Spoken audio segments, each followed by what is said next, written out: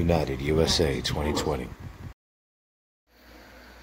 So, welcome back, ladies and gents. Man, you know, every time I see stuff like this, it really gets to me. So, of course, I got to share it with y'all. Texas school districts remove 41 books from the shelves, including the Diary of Anne Frank and the Bible. So, not surprised to hear the Bible being removed, but for those of you that don't know what the Diary of Anne Frank is, she was a Holocaust survivor and documented her experience and gave her testimony as to the atrocities during the genocide of the Nazis, committing genocide against the Jewish people. It's a story at a glance. The Keller Independent School District, located north of Fort Worth, has ordered 41 book titles to be removed from the school libraries. Titles include the Bible, a graphic novel and adaptation of Anne Frank's A Diary of a Young Girl, and the Toni Morrison's The Bluest Eyes. The principals were ordered to remove the books before students return to class next week. A number of attempts to ban books took place across the country. In 2021, there were 1,597 books that were challenged. The highest organization has been since it began tracking library, school, and university materials challenged. Most of the works have been targeted.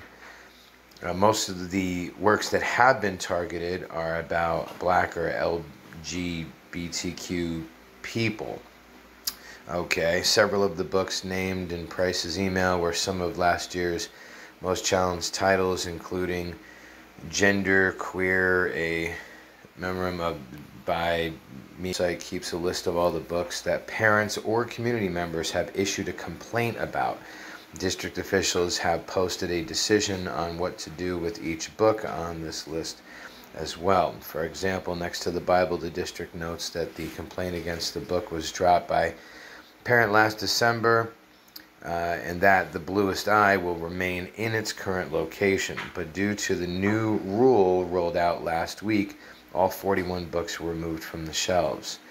Keller's ISD's Board of Trustees approved the policies in the EFA local and EFB local August 8, 2022 in a special meeting. These policies relate to the acquisition and review of instructional materials and library books. Right now, Keller's ISD's administration is asking our campus staff librarians to review books that were challenged last year to determine if they meet the requirements of the new policy, Keller's ISD said in a statement.